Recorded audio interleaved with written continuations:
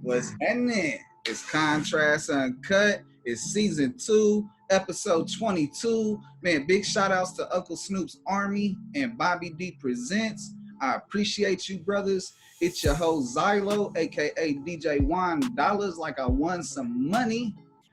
Ladies and gentlemen, I got a really dope special guest. You know, he's coming from the 702 Las Vegas, Nevada. You know, the neighbor to Cali.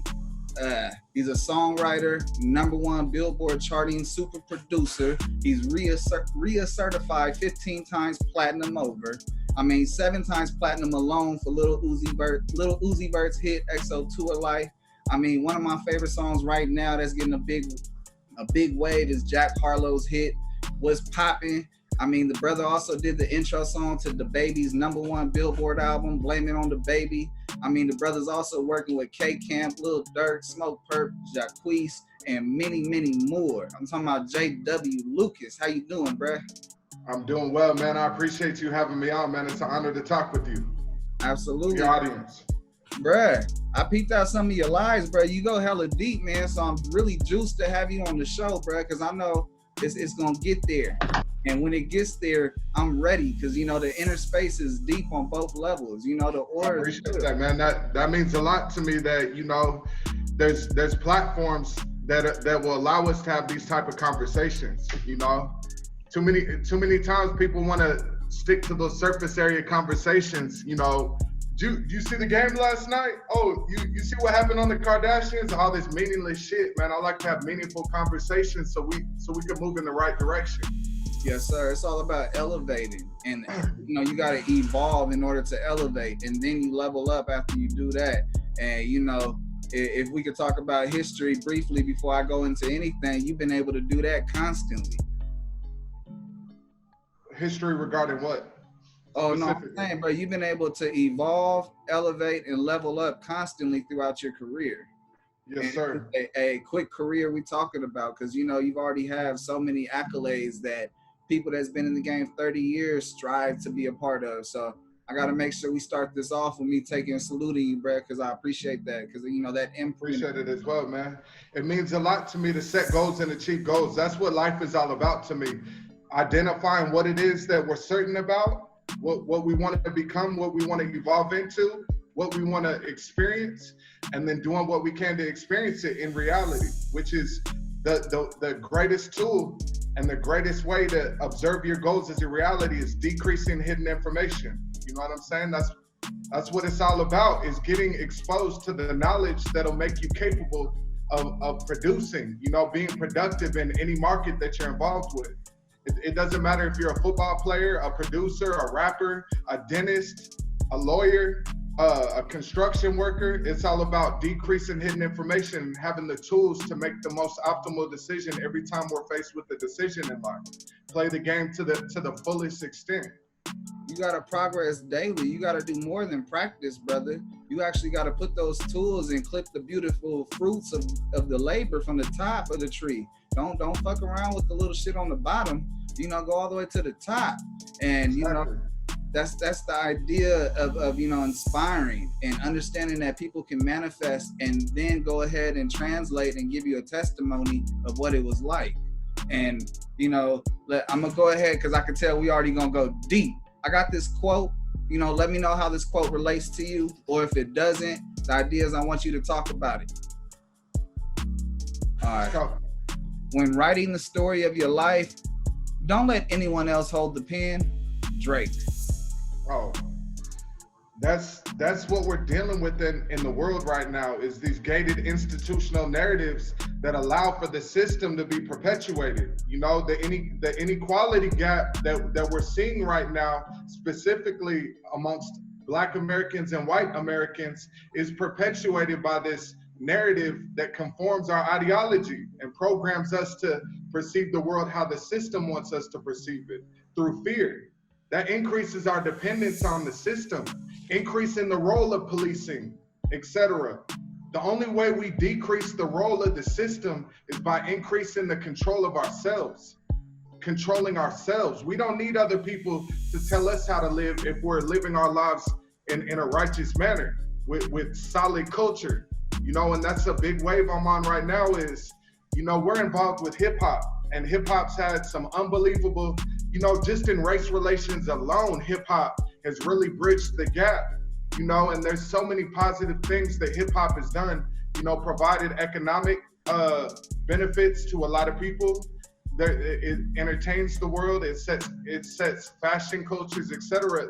You know, different things that mean things to different people. But we gotta, given the climate of the times right now, those involved with hip hop and that have a platform to mentor kids and promote positive ideology need to do so. There's a lot of foul shit in hip hop that has to go. We got to take accountability in hip hop for these narratives. And a lot of times you hear goofballs associated with hip hop that aren't even making money off of hip hop, like involved with the industry, try and pander and include themselves by calling themselves gatekeepers. Oh, we're the gatekeepers. What type of corny shit is that? Who the fuck are you to control what comes in and out? You know what I'm saying? What qualifications do you have to decide what ideology is promoted in the culture? And that's why we've reached this level of fuckery in hip hop. You know, we could get right into the most important ones. The most important one and the main issue in Black America right now is, and this is out of pure love, because man, if it ain't love, it's fear. And I love you. I love everyone watching. I love everyone on this planet to my fullest extent. You don't need to know someone to be certain about what you want to do for them, which is bring as much value as you can. Come on. The main narrative is that's causing issues in Black America is the single parent home. That's a fact. And that's glorified in hip hop culture, to be promiscuous, that you're the man if you're sleeping around, having no responsibilities associated with sexual interactions. And that's the leading cause of a lot of the inequality gap. And this is a quote directly from Obama. You know, kids that grow up in single parent homes are 20 times more likely to end up in prison, 9 times more likely to end up in poverty. These are the facts. It's all about culture. And you know, when we look at other cultures, for instance, there's studies focused on West Indian immigrants in America, which second generation West Indian immigrants in America make 15 to 25% more than the average American. And it's because you have to examine, and these people cannot be differentiated by skin color from Black Americans. You can't differentiate. So it's not the skin, it's the culture. West End immigrants specifically and generally are more intelligent because they're leaving their location to better their lives. So generally, if you leave your country and believe in yourself, the overall intelligence is gonna be higher, but it's the culture. West Indian immigrants believe that America, which is the land of opportunity, that's a fact. There's no land like America where there's no place where you could pursue what it is you want and have the resources and opportunities as America. The culture is that they've identified a place where they could go to better their life. If they work hard and if they do what they got to do and make sacrifices, that they'll get ahead. That belief and that culture is what's really allowing for West Indian immigrants specifically to advance. You know, the crime rates are low. All the statistics related to the general quality of life are up, and it's because of the culture that they're fortunate to come here and work and better their life, and that they're gonna do that. They're gonna bust their ass every day and make something and overcome any obstacle. These people are faced with extreme obstacles, right, being in third world countries, leaving to get to a better place. Well, we could both agree that knowledge is power, but when you use that knowledge, it's a superpower. That's the educational growth that allows every human to really have an advancement in what they're doing, the equalities of it. And you know, hip hop is the most powerful thing that's out right now. It's the rock stars of the rock stars. So what they put out and project is definitely outweighing the society of what's being done. They have just as weight as the president does on certain records and certain ideologies of how they're perceived. And you know, the other thing, and these are institutional narratives as well. We got to decrease the role of celebrities. We got to decrease the role of the celebrity, because are they qualified to be speaking on on certain things. They're not. You know, just because you can play basketball doesn't mean you should be speaking on politics, etc., unless you're actually qualified, unless you have a low hidden information state, meaning high certainty, high knowledge. Unless you've actually decreased hidden information and know what you're speaking on, you shouldn't be speaking on it to the masses, conforming the masses through uncertainty. Because we got to decrease the role of celebrities in society, increase the role of doctors, teachers, policemen, good policemen, and women. We got to incentivize humans, good people, to become police officers, because it is necessary to uphold society. Otherwise, there'd be savages running around. It'd be survival of the fittest, like what we see in the animal kingdom. The lions run around and do their thing, and it's a hierarchy based on survival of the fittest conditions. Now, bro, I do want to point something out to you, because I come from the neighborhoods. I come from the hoods, the ghettos, and something I can attest to is that although we're born into land of the free, home of opportunities, we don't get out of the hood. We don't understand the same core values as the West Indians that left their country. A lot of it is just a requirement to leave what we're used to. And a lot of people don't understand that. I know people in South Central that don't know what Westwood looks like. There's people that's in certain boroughs that never been to other parts of New York. There's people in certain parts of Atlanta that's never ever left Atlanta. And all of that way, in fact, Detroit, people never make it out Detroit. And so, at the end of the day, there is that ideology that you are talking about of once they do make it out, that there is better hope. And it takes, I have this platform specifically for people that think that they're afraid of success, that are, at that cul-de-sac and afraid to get on the bridge and, make their lives change. And instead, they do something. They throw rocks at the bridge. They cut the strings on it. They set the bitch on fire. And so, these are the institutional narratives. That is see, I'm talking about the gated institutional narratives that are controlled by the elite at the top, which enables them to have extreme stability. And that's what creates the inequality gap. Things like own group preference. You know what I'm saying? When people only identify with people that look like themselves, that sound like them, believe in similar things, it's comfort. People feel comfort in the group opinion, and this is the main institutional narrative, that this is the main thing that perpetuates the system, is the fear of failure. You know what I'm saying? That prevents people from deviating from societal norms. You know what I'm saying? Our parents all tell us, have a backup plan. You got to go to school, got to get an education, got to get a degree. That's the institutional narrative. By being conformed into thinking that the only way you could advance is by spending extreme amounts of money to get a piece of paper, instead of understanding that you can educate yourself. On YouTube, Wikipedia, YouTube is the greatest tool in human history, even more so than fire, because anything you want to learn is literally right on the internet, on YouTube for you. Any skill, any concept, anything you want to become is right there on YouTube. You got to be able to identify the credible sources, but there's lectures from MIT, Harvard, Stanford. There's physicists, scientists, biologists putting out content, making a career by putting out meaningful content that's reviewed by their peers. So if they're not putting out quality content, they're not going to advance. There's a standard of creating high quality content to advance on broadcasting platforms where you're putting out your own content. But this is the main narrative that perpetuates the system, is the fear of failure, the fear of deviating from societal norms, the fear of having the group extradite you from society. You know what I'm saying? It's encoded in our DNA. It's literally encoded in our DNA to want to be part of the group opinion. It's called tribalism, because our ancestors were out there in survival of the fittest conditions, getting eaten by a predator, getting attacked by other tribes. You know what I'm saying? So if you're part of a group, it increases survival probabilities. A group of lions isn't going to attack a tribe of 50, but a group of 2 or 3, they're going to attack. Another tribe is going to come beat you over the head and take your resources if they're a weak group, and because of the conditions. So our ancestors, which Our ancestors' perceptions of reality are encoded inside of our DNA.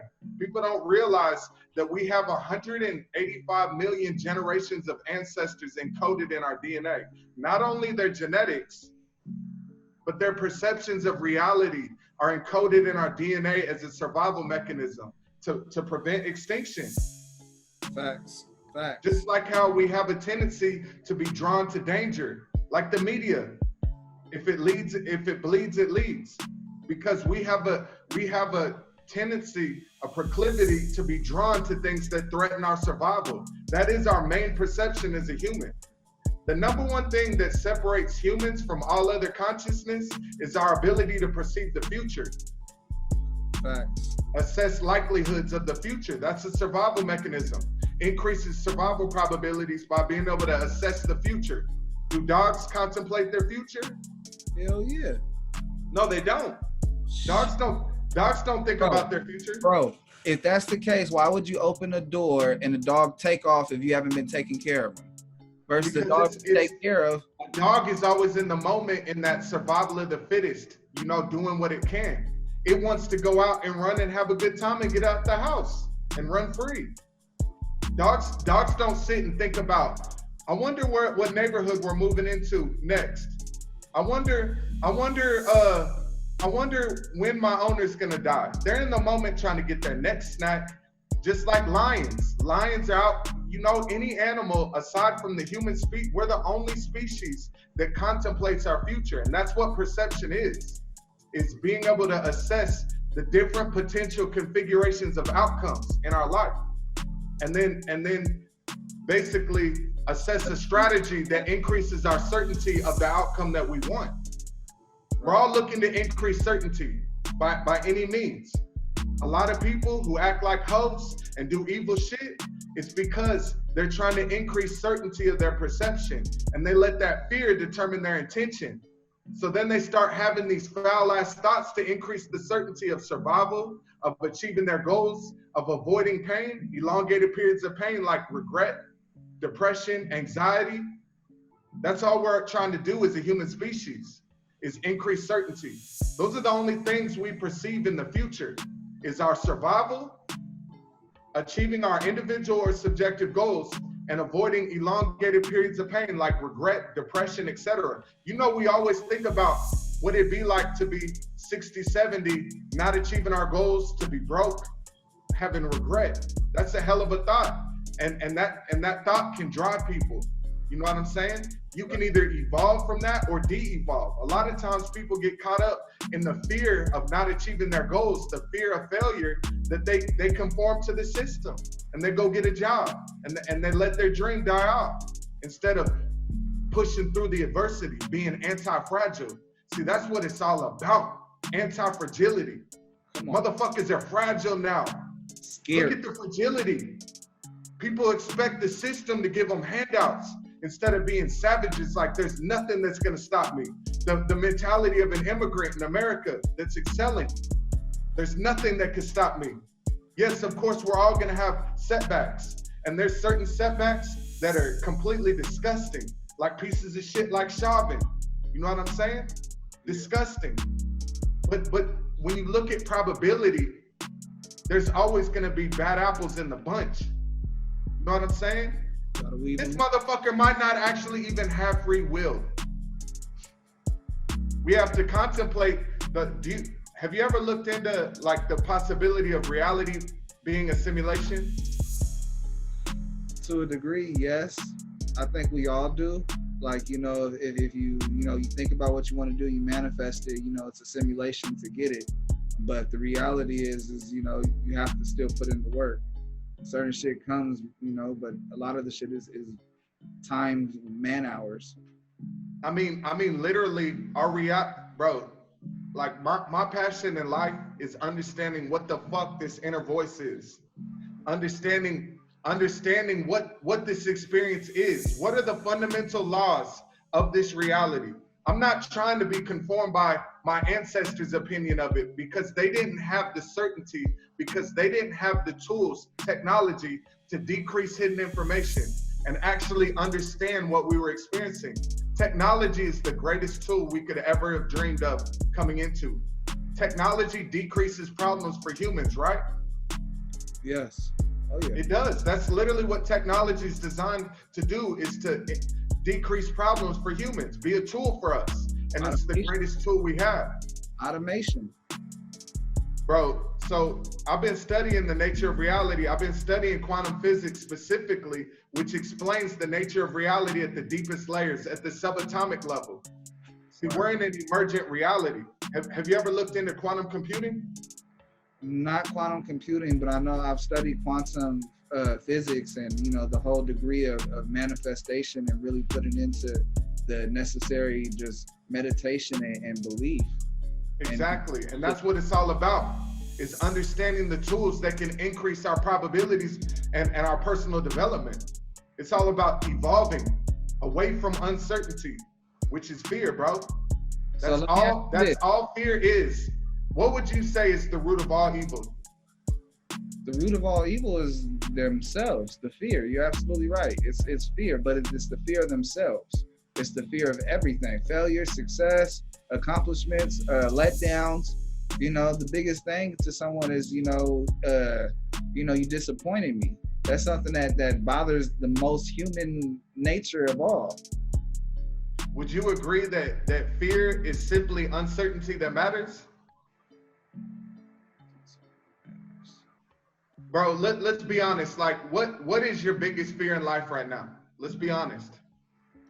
Bruh, my biggest fear in life is I really don't have them like that, bruh. Like, you know, I walk by faith, not by sight. I manifest things and you know, I have a snowball effect because of, you know, the work I put in and the understanding of I'm working something that's easy for me. You know, it's hard for someone else is easy for me. And, you know, there's a blessing in that and the gift of that and recognizing it and utilizing those tools to enhance it and make it greater and being great within yourself and trying to obtain the greatness. And that's what I strive daily for, is progress daily. It's not just, you know, beautiful, man. And that is, you know, I don't believe in religion. I don't believe in faith because I believe in some evidence. I can't let someone tell me that we can't show you any evidence of this, but we need you to have faith. I need to be able to decrease hidden information to assess certainty and have a certainty about anything. But the main thing, the main benefit. Hold on, bro. Where do you think that voice is coming from? Because from my perspective, I be feeling like it's the spirit. You know, I be having spirits tell me things, and boy, it's going with your gut. And I would not ever know. I wouldn't know this word. I wouldn't know to talk about these things. And the spirit would tell me, and I'll be able to put it out. And boom, I just unlocked a whole new level of understanding. And you know that hidden.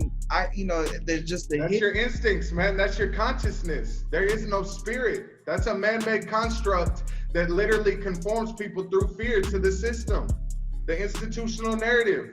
That if you don't conform to religion and contribute in this system, you're going to hell and you're not going to achieve your goals.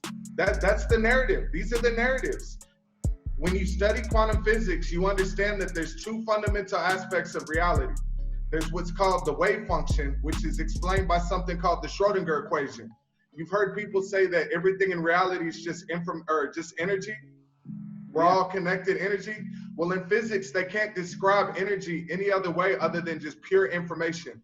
Discrete packets of information, bits, 0 or 1, bits of information. All that's fundamental of this reality is the code and consciousness, the observer. There is no reality without the conscious observer. Literally, matter is not fundamental of this reality. Like you're looking at me, I'm a physical object. I'm looking at you, I'm looking at the Tupac poster on your wall. Now, we've all been programmed to believe what's called the Isaac Newton materialism perspective, that matter is fundamental, that matter is in its same location in space-time with the same physical attributes, mass, velocity, momentum, etc., whether we're looking at it or not, you know? Right.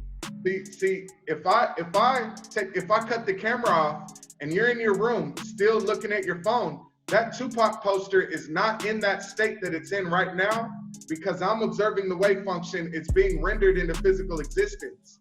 when we cut this off, you're not observing the wave function behind you. So it's not being rendered into physical matter. It's in the form of a wave of information. Each particle that comes together to form that matter isn't in a finite exact location in space-time. It's in an infinite location, meaning it's in the form of a probability. Each individual electron, each individual quark that turns into electrons, that turns into atoms, they're in superposition, meaning they're here and here and here and here. They're represented by a wave that oscillates. Do you know how a wave peaks and ups and downs? Of course. Where it peaks is where it represents the highest, where the probability of it appearing is. Where it bottoms out is where the low probability of that particle. We're in a probabilistic. The potential versus dead energy and dead weight. It's fundamental to understand the nature of reality, that reality isn't deterministic. Nothing is determined. We're in a probabilistic reality. Literally, when scientists, it's called the Heisenberg uncertainty principle. And another aspect of physics is called decoherency. See, when we know, when information known about a state increases, it decoheres, meaning it collapses, it breaks that infinite potentiality. Like how I told you, this Tupac poster behind you, if it's not being observed, is in the form of just pure potential, a wave of information representing the probability of where it could be. It's just potentiality. It's in the form of an infinite wave of information. Now, when you turn around and start to observe it, what's happening? You're gathering information with your senses. You're collecting information about the state. So once the wave understands that information is increasing, it collapses and it renders into physical existence. That's called decoherency. Now, I was speaking about the Heisenberg uncertainty principle, which states, like, if physicists are trying to predict the location of an electron, let's say in 10 seconds, in any location, they can have no certainty about it. There's literally a limit to the information that's possible of being known about any future state. If we know one bit of information about that electron, like its location, we won't know the mass or the velocity. If we know the velocity, we won't know the location or the mass.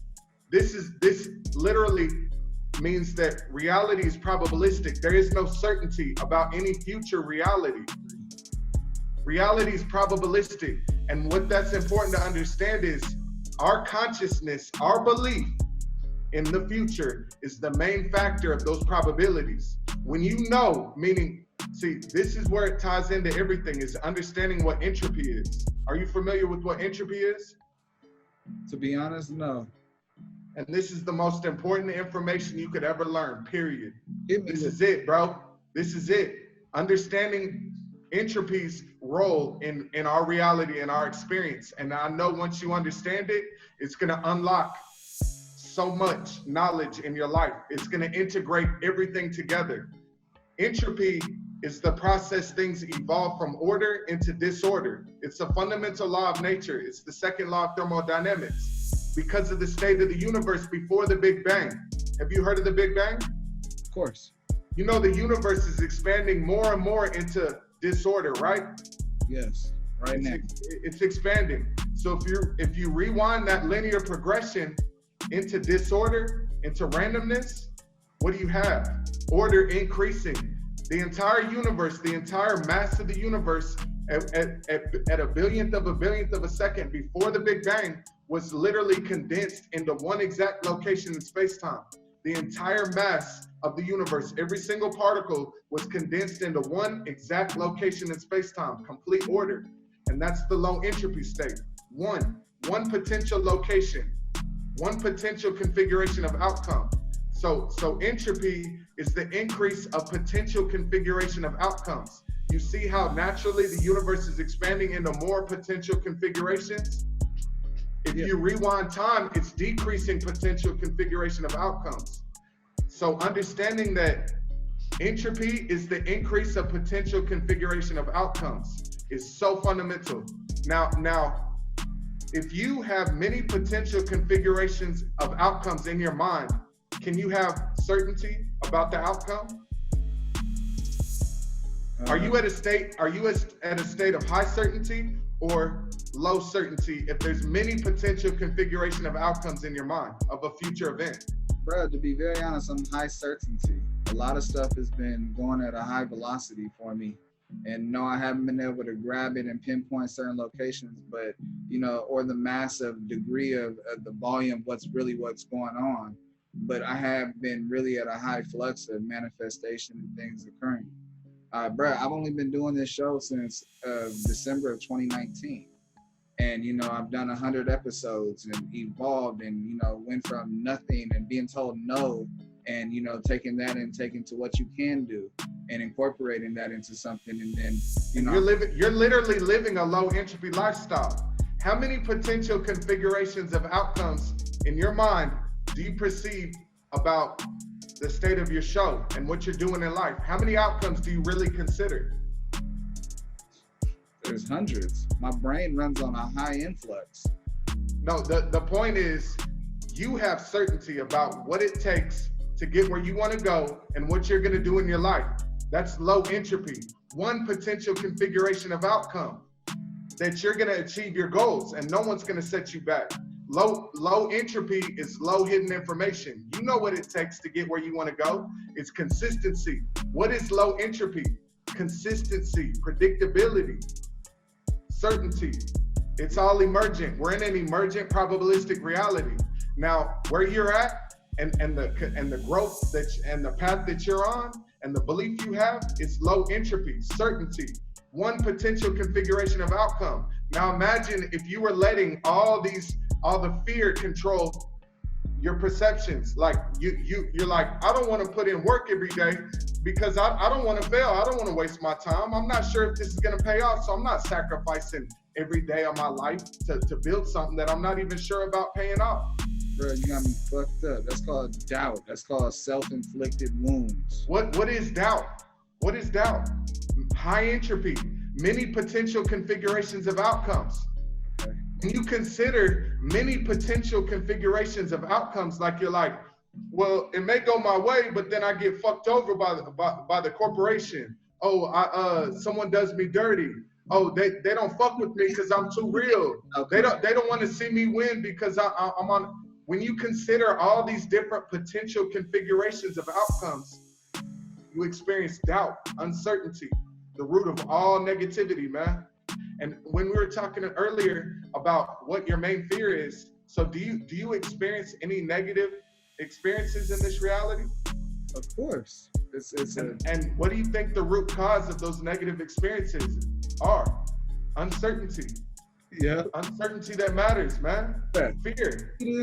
I'm married. Trust me. I deal with this stuff all the time. And my wife is a Capricorn and she likes to, know about her money and how all this stuff goes. And certain things is, you got to be able to put it on a platform, have people pick it up and buy it. I A&R for producers, so I send off a whole bunch of stuff daily. And, it's all a mystery when you're trying to get placements and personally at hand. Because, and then just trying to have people understand and see it, it's a challenge. It's an uplifting battle, and sometimes it can have a lot of potential doubt and stress on relationships. And I'm so glad that you brought up relationships, because the quality of your relationship is literally determined by the entropy state. Now let's talk about what we've established, what fear is, which is uncertainty that matters. That's what fear is. We're in a binary universe, literally, where there's a binary opposite to everything. Think about it. Up or down, left or right, win or lose, in or out, hot or cold. You understand how there's two parameters to everything in this universe, because the nature of our universe is binary. Zero or one.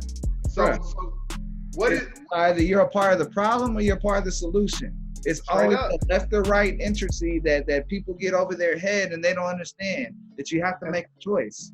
And there's two parameters to that. Now there's what's called superposition, everything in between. There may be some people that are slightly to the left that are living their life, doing things that matter, moving towards in a positive direction, out of love, out of certainty, but they're not quite all the way to that low entropy state. They're letting fear determine a lot of their intent. And then there's people that are completely controlled by fear that are causing the problems, that have a little bit of love and certainty in them too. You know, and then there's people that are purely evil. You know what I'm saying? That are completely terrified, uncertain about their own survival mainly. So they're trying to increase their own certainty for survival, like this piece of shit Chauvin. Clearly that's what he's doing. He's uncertain about his own survival. You know, a lot of these cops with little man syndrome, they used to get bullied in school, so now they get the badge so they could boss up and poke their chest out at people, make themselves feel more certain about their own survival. And these are the dickhead cops that gotta go. That's why we need better people in policing. We need to see more Black Americans in policing. It needs to change in the culture. Instead of hip hop culture saying, fuck 12, fuck the police, we need to say, hey, we respect the police. Resisting arrest is the main factor in these murders. That's a fact. Would you agree? No, I agree, bro. I ain't gonna lie to you, bro. I'm not gonna lie. Let me get you back on course of the show, because I have an awareness topic where we talk about, you know, police interactions, and we're gonna get into that, like, because, you know, I have this. Let me finish up on your relationship and loyalty and love relating to personal relationships. And it's so beautiful because I've been speaking on these narratives in hip hop culture that need to be changed, like how a man that sleeps around without any responsibility is glorified in hip hop. Would you agree? Unfortunately, it's the truth. It is. And we gotta, and this is the main problem in the inequality gap, is the dependence on the liberal social welfare system that incentivizes the single parent home. That's what's created a culture of not having two parents in the home, disciplining and setting the culture, strong culture for the children. That is the main underlying theme in the lack of solid culture and ethics and morality that advances people. It's the single parent home. Now in a relationship, I was talking about fear being uncertainty. What is the binary opposite of uncertainty? Certainty, right? Yeah. Certainty, which is love. That's all love is. Now, when you speak of love being certainty or low entropy, here's how easy it is. You're in a committed, faithful relationship. Are you more certain about her than anyone else? Yes, sir. Are you completely certain about your wife? Absolutely. And that's pure love. There's one, she's the one for you, right? The one configuration of outcome that you want to be with. Now, what is the exemplary behavior of love in your opinion? Time. You said what? Time and attention. Attention? That is a hell of an exemplary behavior. I think that, in my opinion, because love isn't a behavior. Love is simply a perception rooted in certainty. That's all it is. There's emergent behaviors that come from a certain perception about someone. In my opinion, the most exemplary behavior of love is loyalty. Loyalty. Facts. Now, how many potential configurations of outcomes are there when you're in the club DJing, bunch of bad bitches around you in the club that may be trying to get with you, different things? How many potential configurations of outcomes are there in regards to your loyalty to your wife? Shit, there's one. Me going home tonight. That's going home.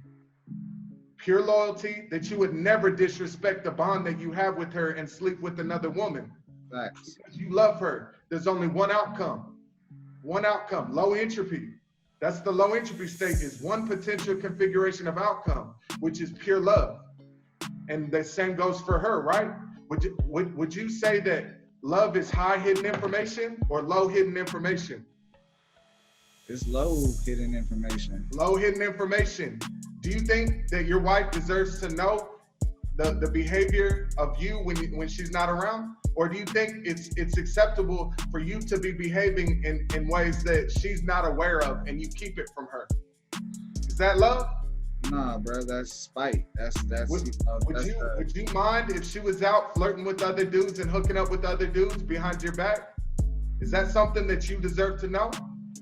Oh yeah, I deserve to know, but you know. And now if she's keeping it hidden from you, is that love or fear? Is that love if it's high hidden information, which is high entropy? I got you. I got you. Low hidden information is solid communication, love, order, predictability. Is your wife predictable to you or random? Predictable. Yeah, and that's love, predictability, consistency. Now, you know there's only one outcome of your wife, and you love her. She could be in a room full of her favorite R&B singer, actor, anything, them coming at her, and you know there's only one outcome, that she would never break the bond. That's pure love, right? Low entropy, one potential configuration of outcome, which is complete certainty. You know her behavior, predictably, no matter if you're there or not. That's love, and the same goes for you. You know, low hidden information, one potential configuration of outcome, pure loyalty. Same goes for, do you have a friend in your life that you're certain about who they are? Yeah, I mean, yeah. I like. Do you have a best friend? Do you have what you would call a brother or a best friend? Yeah, exactly. We more family. I have family. I really don't have friends. I got family and people I fuck. That's why I did the quotes. I don't do best friends. I got brothers. Facts. You know what I'm saying? If it's at that low entropy state and I'm certain about you, it's pure love. There is no, oh, my best friend. I like you a little more than this person. Now let's take a look at a friendship. Is loyalty the main factor in friendship, in business, in relationships in general? It's all about loyalty. Absolutely. How many potential configuration of outcomes are there when you think of your brothers? If you need them to pull up and have your back, how many outcomes are there? One, predictability. You know for certain that they're pulling up to take care. They're not letting fear of maybe losing their life or any fear of getting arrested, whatever it may be, determine their intent. They love you and they're pulling up. That's low entropy. Love, one potential configuration of outcome, pure certainty. And that's the emergent purpose of this reality, is to lower entropy. That's what we're in the simulation to do. Now I can go on for 45 minutes to an hour about all the fundamental laws of nature that will lead us to a high probability assessment that we are in fact, a quantum computer virtual reality right now. Reality isn't what we've been programmed to perceive it to be. Matter isn't fundamental. It's what you make it. Literally, and it comes, and the main factor of what you make of yourself is your certainty, your belief. If you believe that the color of your skin is going to prevent you from achieving your goals, and you have all these random configuration of outcomes, like you have liberals telling you, oh, and trying to victimize you and convert you into a victim's mentality, which literally increases the role of the system, of the government. That's how corrupt it is. When you're not certain about yourself and you're not certain of getting it for yourself, you expect other people to help you and increase your certainty, which is the government. Fear is what perpetuates the system. Full circle, because, you know, we started off with this quote: when writing the story of your life, don't let anyone else hold the pen. And, you know, the irony is that we were able to really go into Lord knows how long, but just the intricate levels of how important it is to control that ability to write your own pages of your own life, control that narrative, control the ability, and let go of the stuff you can't control. Because at the end of the day, that's what's going to determine the difference between you and somebody that's worried and someone that's progressing. You just said it. Let go of things that don't move you in the right direction. And lingering is a sign of fear. When negative, when uncertainty, when fear lingers in our mind, we're scared. We're uncertain about our survival. We're uncertain about achieving our goals. We're uncertain about avoiding regret, depression, anxiety. Lingering is a sign of fear. And as Americans, we got to let go of the atrocious past. If we want to get to pure love and decrease, there's never going to be pure equality. And that's silly to assume, because there's always going to be a gap. There has to be an incentive for people to go hard like ourselves and dedicate their life to advance themselves and make a better life for themselves and their loved ones and beyond. Right. But what we could do is decrease that inequality gap and increase the bottom line, that everyone has the necessities for survival: good shelter, good food, not having to conform to the system and put their dreams on the back burner. And what will enable this is technology. 3D printing is going to change the world. Artificial intelligence on quantum computing is going to have a bigger impact on the world in 10 years than classical computers had on the world. This is a fact. We're moving into the quantum computing era, which literally takes advantage of the two principles I've been speaking on. Superposition, which is the state of matter when it's not being observed.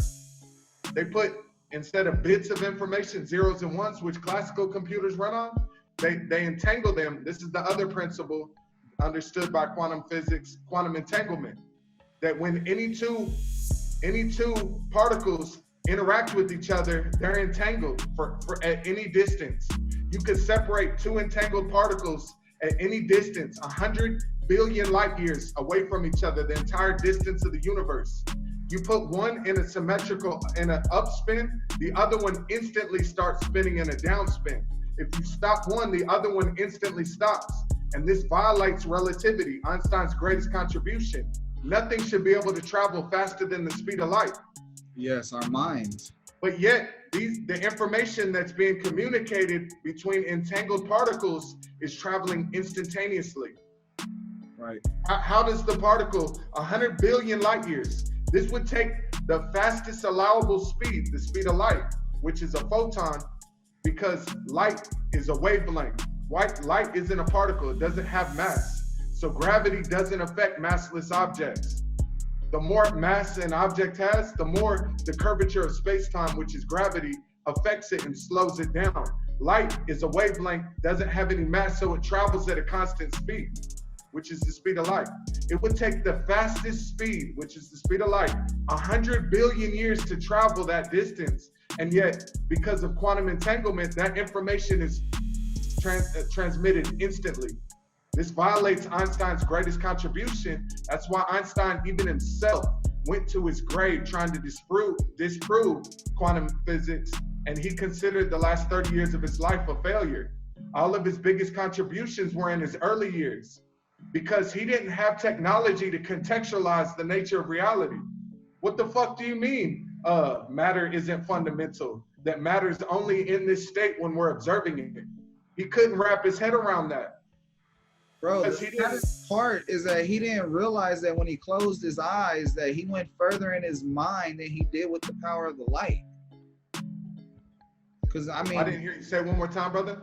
Bro, the power in the mind. When you close your mind, you can travel anywhere, and that's faster than light. And it's sad that he didn't realize. It took him his whole life to realize, and he didn't realize that, you know, the ability of using the power of your mind to discover all these things is more powerful than speed, more speed than light. Well, you know, Einstein is the greatest thinker of all time, and his contributions did change the world. He didn't have the tech. What is a quantum computer to Einstein? What is a computer to Einstein? Right. He didn't have the ability to contextualize the nature of reality the way we do.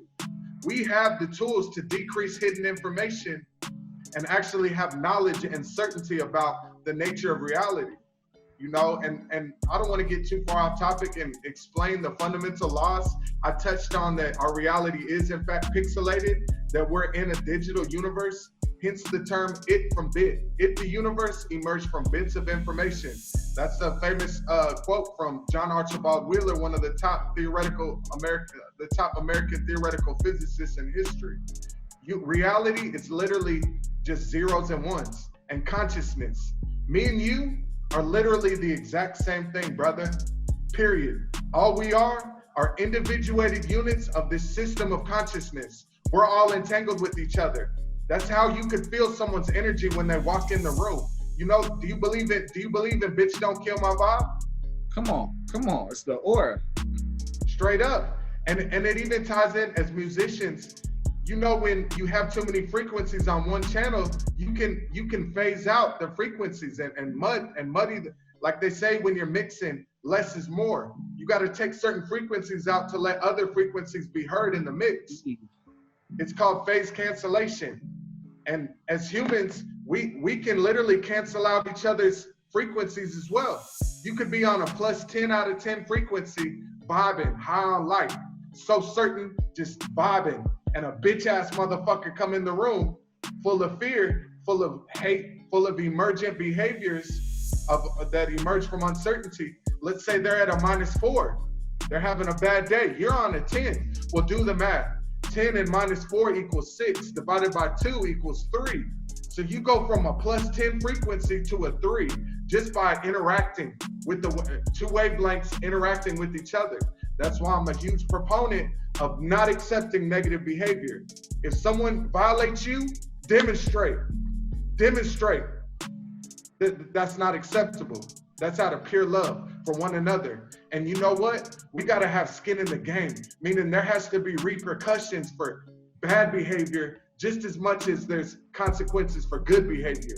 See, in this culture now, this liberal pussy ass victim mentality culture, everyone wants to get paid off for their good work, but they don't want to be punished for the fraudulent shit they do. People don't have skin in the game in this culture right now. They expect handouts. They expect to be, and it has to do with culture, that these kids haven't been disciplined.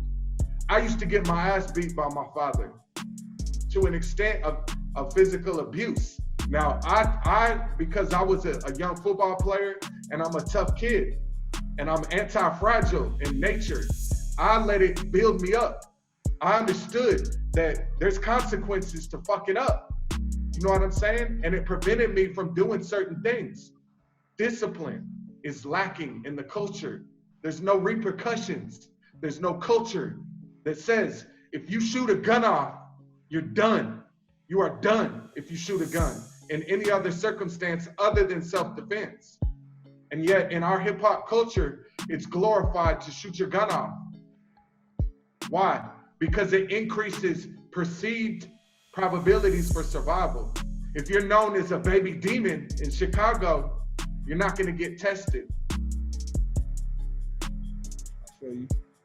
I feel you. You know, it directly relates to everything. And it's all about culture, our problems. In Chicago, there's a huge epidemic with gun violence, right? Yep. Black, and it's mainly young black men that are committing the murders. That's a fact of it. We can't be fragile and turn our cheek to what's going on. We gotta face our problems. You know, it's encoded in us, in our central nervous system. It's called the fight or flight response in our sympathetic nervous system. Because our ancestors were out there in survival of the fittest conditions. If they hear a branch move, don't fucking think about a plane. You better get the fuck on and run. So it's encoded in us to have this natural tendency to run from our problems, run from our fear. It's been a survival mechanism. Well, humans have guaranteed survival probabilities. You know what I'm saying? Our probabilities for survival are guaranteed now. We're a 30 trillion cell species at the top of the food chain. We began as a single cell organism at the very bottom in the ocean, getting eaten by microscopic organisms. And we evolved through mitosis, which is a bifurcation pattern. It's when the brain of a cell splits into two. The mitochondria, it's called mitosis. We started as one single organism, split into two. Those two split into four, 4 into 8, 8 into 16. This bifurcation pattern allowed for the low entropy state, extreme order, one potential configuration of outcome to allow for extreme complexity to emerge. We're a 30 trillion cell species at the top of the food chain. We mutated through natural selection in order to increase our survival probabilities. Natural selection is genes that increase our probabilities for survival always get selected. You see LeBron James, that's a mutant. Imagine LeBron James playing in the NBA when Naismith was coaching. Right. What I'm saying is he not bigger, stronger, faster than any athlete before him? And you know, in another 100 years, there's gonna be athletes that make LeBron look unathletic. Right. And that's natural selection. That's evolution. We evolved as a species from a single cell organism. We weren't created in God's image in the biblical creation stories. We can't be oblivious. We cannot be oblivious to the laws of nature. and be conformed by these institutional narratives to see the world the way they programmed us to see it. That's why we're in this state of high fear, uncertainty. It's a fact, bro. We're in a virtual reality simulation right now. There's too many instances. There's too many instances in science when you break down the actual laws of nature. Literally, the same code that our computers run on, it's called Hamming code. It's self-correcting linear binary code created by a mathematician in the 1940s named Claude Shannon. That same code is found at the root of every equation that describes our reality. Bro, I want you to be an open-minded skeptic and go on YouTube today and just YouTube James Gates binary code.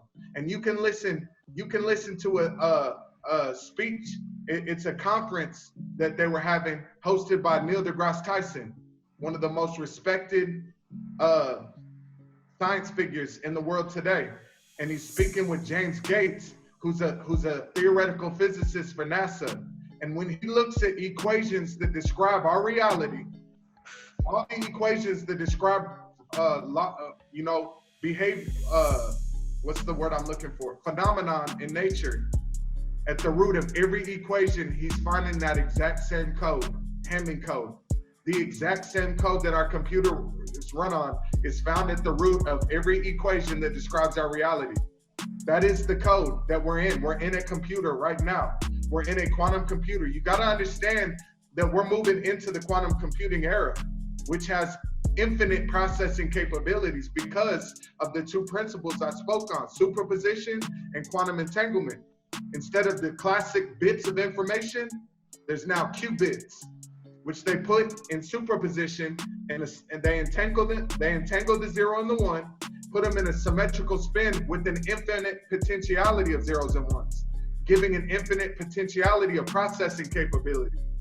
And quantum computers are literally specialized in simulations. And they're gonna change the world. They're gonna be able to simulate the human mind. Every single neuron and synapse in the human brain, they're gonna be able to simulate each individual brain. So when we're diagnosing conditions of the human body per individual, we're gonna have a high probability of getting to the root cause, and medical advancements are gonna skyrocket. We can get into that a little bit, bro. You ever look into anti-aging? A little bit. I mean, bruh, as much as I want to keep on digging into it, I'm not gonna lie, my viewers do want to know about your music history, and let's talk about it. Anything you want. Bruh, as much as, because bruh, the inner space of me is truly entertained, and I'm just like in awe, because one, the level of quantum ability of going back and forth of information is very sub category. Not too many people can do it. And the level don't limit that, bro. Everyone can do it.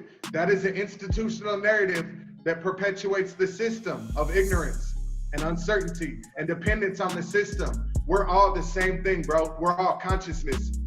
Our consciousness is what we are. Our brain is a limitation on our consciousness. And we can literally structure our brain to have higher levels of consciousness. Literally, stronger chemical concentrations of the neurotransmitters. When we have a thought, a neuron fires and wires with the synapse. There's structural. Our brains are moldable. This is neuroplasticity. Our brains, we can optimize our brain by doing things that are difficult, by studying things that don't make sense to us. Increasing our certainty on things literally structures us to be more capable of having higher level consciousness.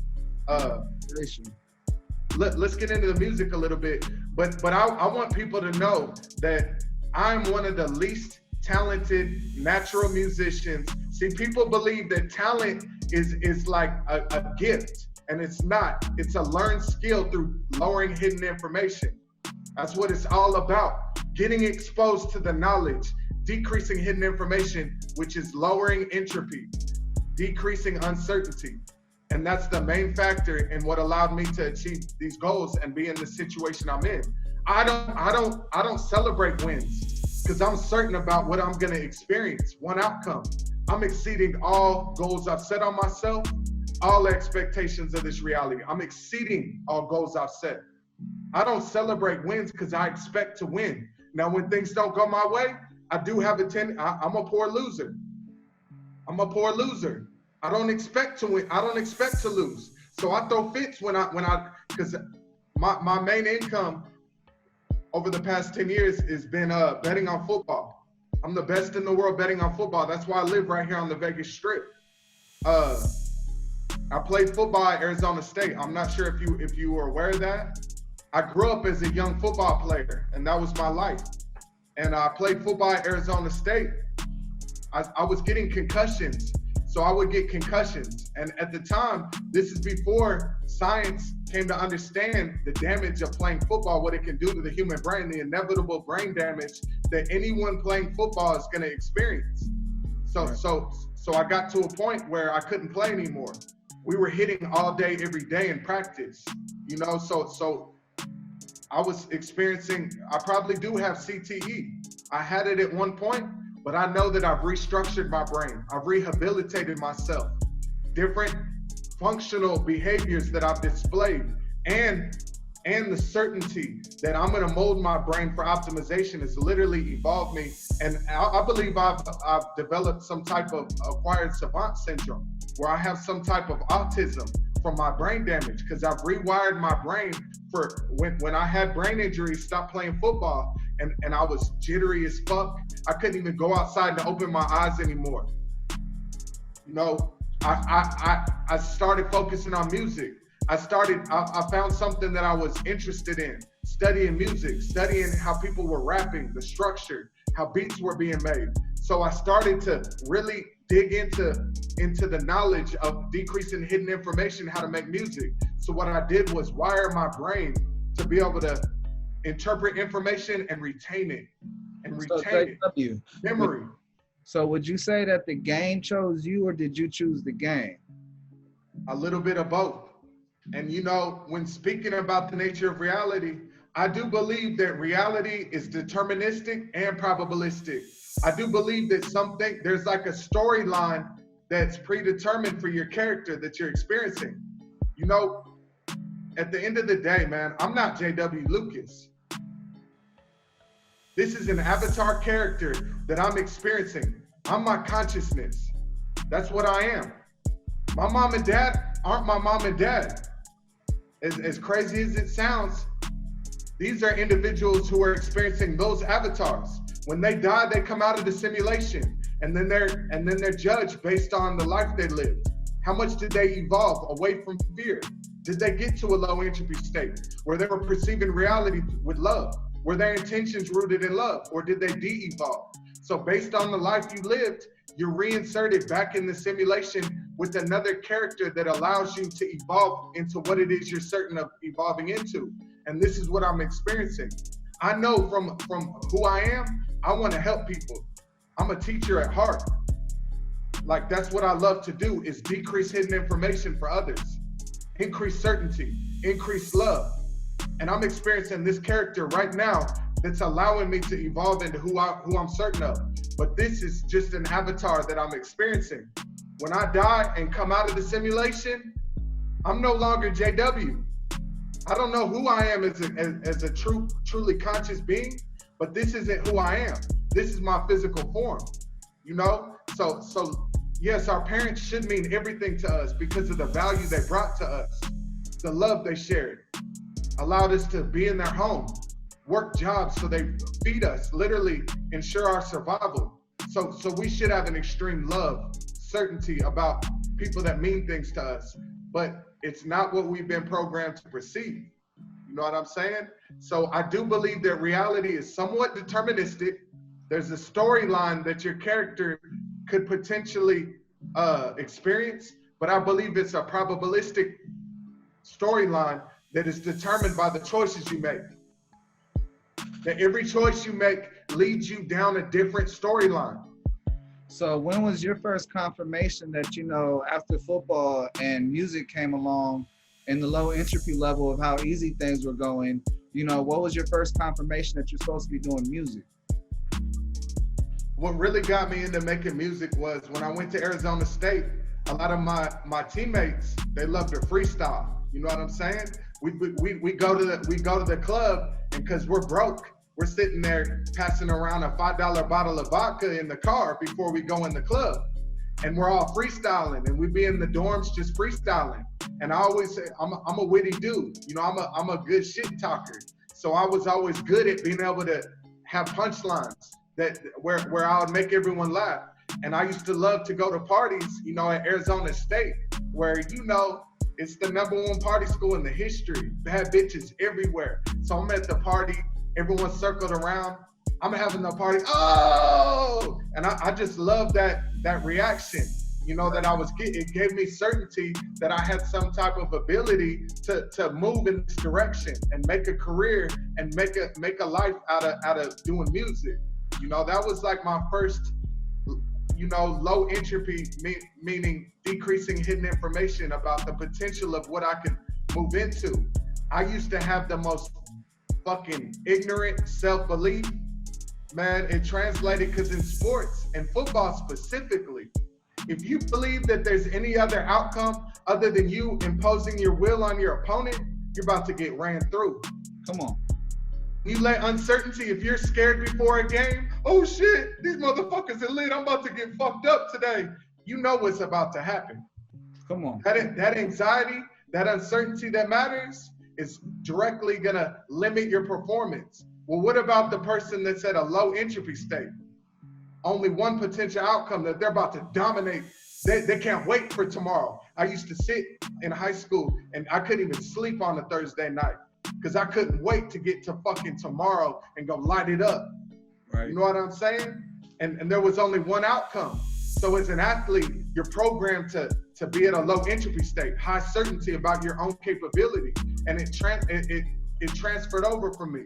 When I stopped playing football, I knew that there was no one that could stop me. I don't give a fuck what it was. I was gonna debo my way into exactly where I wanted to be. No other outcome. Now, bruh, I just quickly did my research. It's very rare you get a quarterback and you get someone play linebacker. I played outside linebacker, defensive end, and quarterback myself. And so very rare I see people that you know are not afraid to hit and be able to throw the ball and make something happen just because they understand being a floor general. Straight up. And that's why I didn't play quarterback in college, because at the time, you know, the running quarterback wasn't as prevalent in the game. Like in college football around the year 2005, all the systems, mainly it emerged from Texas Tech, Oregon, these type of schools that were running a spread zone read offense where the quarterback is running the zone read, and it really enables your offense if the quarterback has legs. Just like how they used to do black athletes in the past, black quarterbacks specifically. They were like, oh, young. You talking about? They assumed these limiting beliefs that black quarterbacks didn't have the intelligence to play quarterback, and that there were such good athletes that they wanted to turn a black quarterback into a DB or a receiver, you know, and that their athleticism could be used. So, you know, I was a quarterback that used to run people over. I was a sprinter. I ran a 10-800 meters. I was a legit 4-4 guy. So I'm busting out in the open field. I would slow down literally just to go truck someone, just to get the reaction of the crowd. You know what I'm saying? I could break off and pull off on the sideline. I'll cut back on the safety and just truck the safety. So when coaches are seeing me be so physical, of course, they're like, this dude's 6'4", 220 running a 10-800 meters. We're going to turn him to a safety, to an outside linebacker. And you know, that's that deterministic aspect of reality, because even though I believed that my path was as a football player, you know, and that's what I was certain about, it wasn't. It led me down that path of getting a full ride scholarship, getting around my teammates at ASU, getting involved with pursuing music, which has led me down a path of developing myself as a human being, understanding my true path of being a mentor. This music shit is happening for me as literally I'm bossing up in the game, getting hit after hit right now, because it's enabling my storyline. This shit is literally allowing me to create a platform to speak to the masses and achieve my subjective goal, which is to become the greatest speaker of modern times. Now, it's not for the clout or anything like that. It's because I want to impact people. I want to impact people. I take pride. I look at everything from like a mathematical, analytical perspective. And I take pride in being the most capable human being that's ever lived on impacting someone in a conversation. You see the quality of conversation we're having right now. And this is my passion. And this is why I've been able to evolve myself and have the capabilities of impacting people when I speak to them. This is me and you. This isn't for a huge audience. You know what I'm saying? You got an audience, I got an audience. This isn't some like beneficial for me trying to grow my platform. This is out of pure love for those that actually do want to evolve and better their life. You know what I'm saying? Absolutely. But I don't want to rant too much. I want to keep it in line. You wanted to speak about music a little bit. We could get into it. So, bro, what are some of the highs and lows you face? Because, I mean, you definitely have had a roller coaster of a career, going from football, ASU, getting full-ride scholarship, to, you know, concussion protocols and dealing with the black spots. And, you know, it's hard to get out in the sun, especially because I've had concussions myself, bro. I play football and wrestle. And you already know. so, like, you know, the battle alone is definitely a never-ending battle. And so when you were able to go from that low, the high to low, the roller coaster, to, you know, you get the big break at EXO Tour Life in 2017. And, you know, we're looking at a substantial, powerful man right now in 2020 that not only knows what they want and what they're determined to get, but, you know, I want to hear about the course of some of the highs and lows you had to face. And that's what it's all about, is being anti-fragile. When tough times hit and you have setbacks, if you label it as an opportunity to empower yourself and become something greater, something more capable, that's what you're going to experience. I tell people all the time, the chosen ones that have the most potential are going to get tested the hardest. The people that seem to have it on an easy route, where they have some type of like smooth, linear progression to their goals, they don't evolve to the savages, the real monsters. Now, of course, there's anomalies. Some people do, you know what I'm saying? But more times than not, people that aren't tested in life, for example, kids that have generational wealth, more times than not, they don't have the necessity of increasing their own capabilities to be able to trade their skills for resources to survive. You know what I'm saying? That's what we're here to do, is develop our skills so we could trade it to get paid.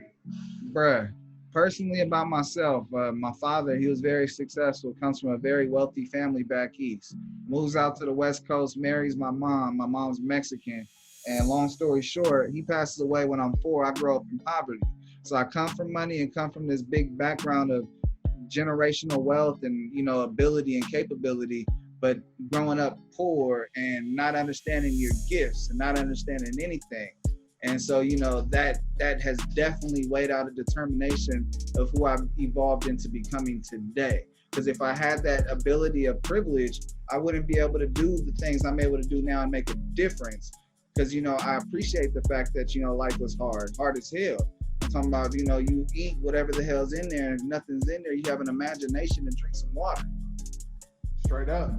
And that's beautiful that you correlated it, you know, because, and I don't want to slander kids that are born into generational wealth, because that's the idea. That's the idea, is to create generational wealth. And that's what has to happen in Black America. We got to increase generational wealth. There is an inequality gap, specifically in Black America. And the only way we're going to get to that is by changing the culture, which another one of these institutional narratives that literally prevents it, that I speak on, is this culture in hip hop that if you don't have diamonds on, if you don't have designer clothes, if you don't fucking have a foreign car, if you're not having a look at my hair, bro, I don't give a fuck. Think I need to cut my motherfucking hair to impress someone? I don't give a fuck. I'm not gonna let someone else's opinion determine my intention. I'm certain about me. Now this is what's preventing the economic advancement in hip hop culture, in Black culture, is that people, and this is a stat that this might not be easy for people to hear. You've heard that white homes generally have 10 times more wealth than Black homes, right? 10 times more wealth. I don't see that. Now, they're talking about wealth in not necessarily cash, but like assets like passed down, you know, generational wealth assets, not necessarily cash. Bro, they put values. White households put values in. They put structure versus a lot of, like, I grew up in a poverty stricken in the hood. You know, my sister, she's black and raised us, and you know, we didn't get structure. We got love. We got boundaries of making things the impossible possible. We got all these other things out the situation than you know, other things that I was like, oh, this is what goes on. This is what a dad does. Oh, this is what you're supposed to be doing. I'm a father myself. And I'd be like, certain moments I have to play catch up because I'm like, oh, this is how I'm supposed to react and this is how I react. And you know, there's a balance in there that it's like, you know, it's a struggle, but at the same time, once you overcome it, you got nothing but to enjoy the process because you overcame. Exactly, bro. And that's what we're talking about, is the culture that has to change. We're in hip hop, and hip hop is the most influential culture there is. Fact. Straight up. And people that are actually passionate about moving in a progressively positive way, moving in a positive direction. We gotta address the issues, these institutional narratives that conform people and perpetuate the system, increasing the dependency of the system. Like literally, you see in hip hop culture, people say, what are those? What are those? Right. Talking shit about someone because they don't have on Jordans. You know what I'm saying? Because they didn't spend their resources on clothes to impress others. You're gonna force this negative reaction on them. You know, we gotta start setting the culture of, man, fuck clothes, fuck drip. That shit is goofy. Fuck drip. It's about stacking money. Now, what I was speaking on relating to generational wealth and just the income gap in homes, even though that whites statistically have 10 times more value or 10 times more wealth, blacks are 3 times as likely to drive luxury vehicles, specifically black women. There's a narrative to live beyond your means. And it's not the individuals, those are real statistics. Those are statistics. Why would anyone want to drive a luxury vehicle unless they're completely financially stable and have generational wealth? This is a narrative that's forced on us, and it's not the individual's fault. It's the system that's been in place. Yes, man, American history is disgusting in a race-related sense. So there is a narrative to live fast and die young in hip hop as well, right? Right. You know, once you get money, live it up. That's preventing us from advancing economically. Because shit, we all do. Any of us that are involved in hip hop culture have that mentality. They want to flex. They perceive it as increased that our value in the marketplace is increasing. That if we pull up in a foreign car with diamonds on, that shit, we know how to get to the money, so shit, come get to the money with us. You know what I'm saying? It all feeds into the systemic inequality gap. It's these narratives that have to change. You know, we gotta stop glorifying all these corny ass narratives, you know, and start stacking money and being frugal. This is why Jewish people have advanced so well. Jewish immigrants advanced because in the culture, one of the main narratives is to be frugal. You know that, and that's how you achieve generational wealth, is by stacking your money, not giving it back to the system, increasing the role of the system. That's how we decrease the role of the system, increasing the role of our self-governing. We got to learn how to perceive reality in the right way. We can't be conformed to think that as soon as we get money, we got to give it back and go flex. You know, that we're not significant unless our peers admire us. Who gives a fuck what our peers think? If you love me for anything other than me, my consciousness, and who I am, and my attention, I don't care to receive any love from you. I love you regardless, even though you're a sheep and you're conformed through these institutional narratives. Motherfuckers need to wake up. And I ain't talking about none of this woke shit. That shit is goofy, bro. Anytime I hear someone saying, oh, you're woke, first thing that pops in my mind is, I bet money that you're not aware. See, what is woke? It's consciousness, being aware, having awareness. Awareness can be quantified as well. The more aware you are, the more aware of the potential configuration of outcomes that are possible. You see all the potential angles, and that's what good parenting and good culture does. It allows us to understand the potential outcomes that are out there, both negative and positive. And it increases the probability of us getting to the positive, arriving at the low entropy state decision. And this has to do with probability and information theory.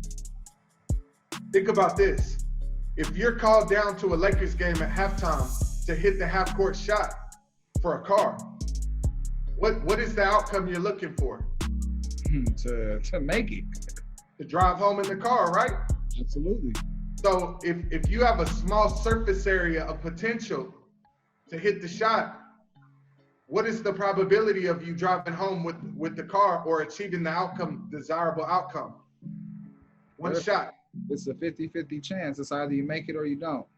Hell no, it's not 50-50, because out of 100 shots, 50 people would hit that shot.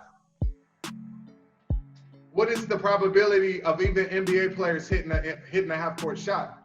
Even Steph from half-court ain't even hitting 20%.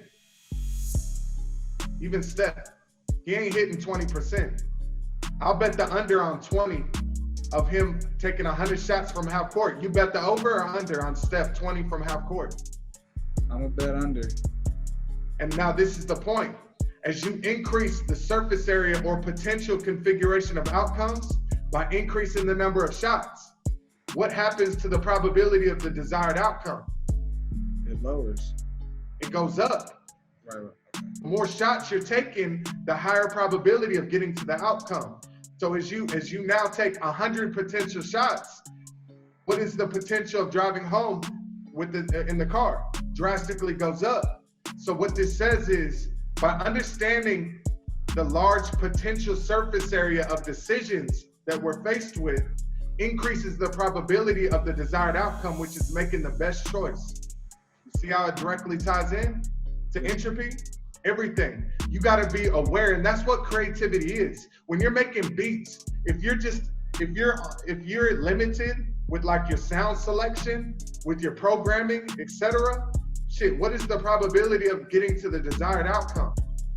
Low. But if you're low, but if you're able to assess many different potential outcomes, you know, different drum patterns, you're not just picking the same flute every time you make a beat.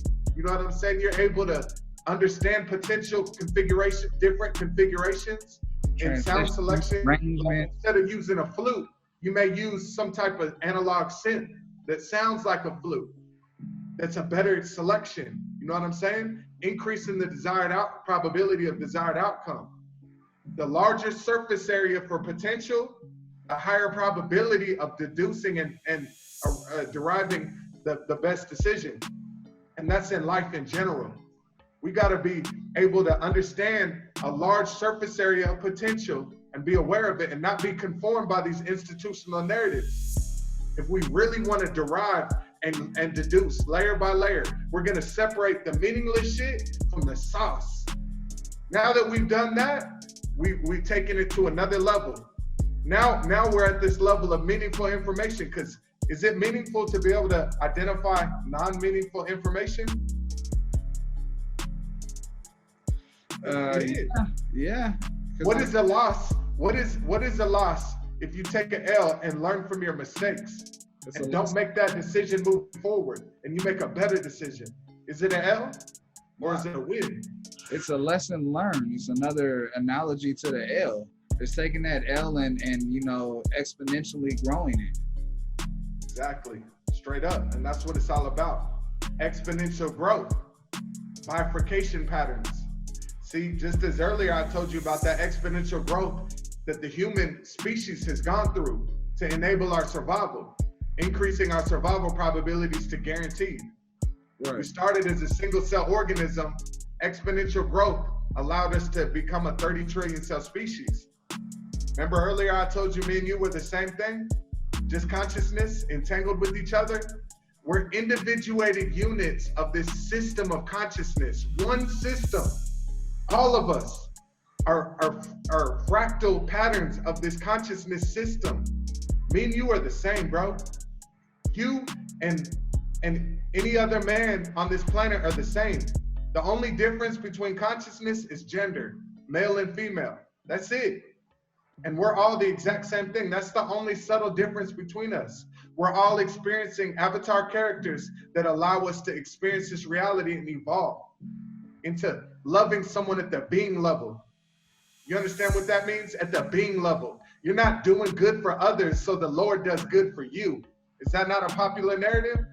Do good for others and the Lord will do good for you. And you see the churches take advantage of that by passing the collection plate around 2-3 times. Because people are programmed to believe that if they're donating money to the church, that they're going to receive a blessing, right? Now, what is the intent? The intent is fear.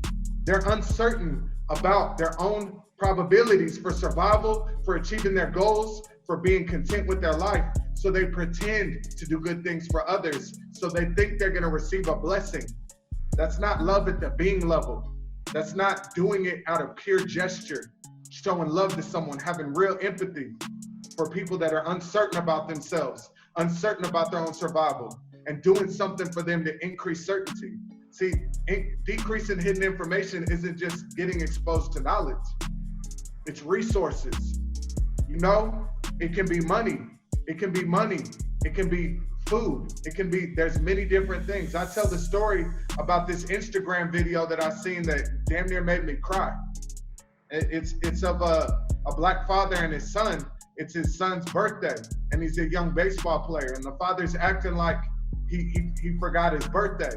So they're going to the game, and the son's in his uniform, and he's pissed off. He's like, you could tell that he's visibly pissed that his dad didn't remember his birthday. So he was like, get out of the car.